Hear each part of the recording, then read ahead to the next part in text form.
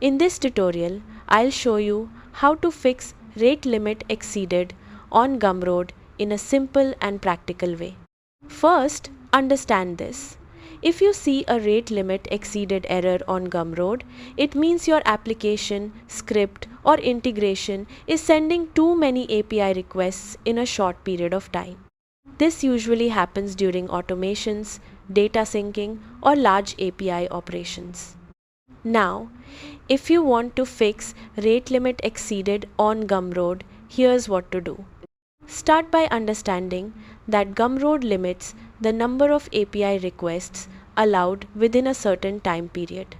If too many requests are sent too quickly, additional requests may be blocked temporarily.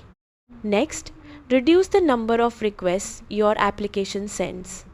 If you are using scripts or automations, add delays between requests, such as half a second or 1 second, to prevent hitting the API limit too quickly.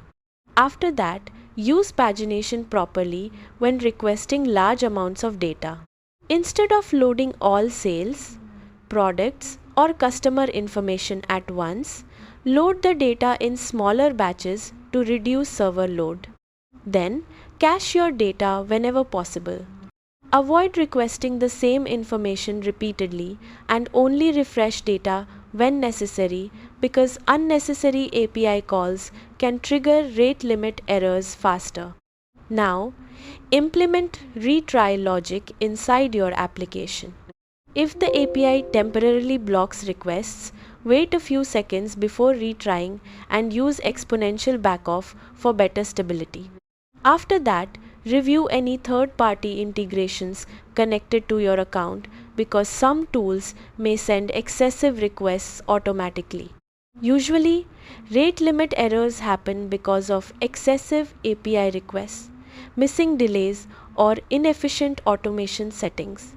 Carefully optimizing your request flow normally fixes the issue quickly. That's it.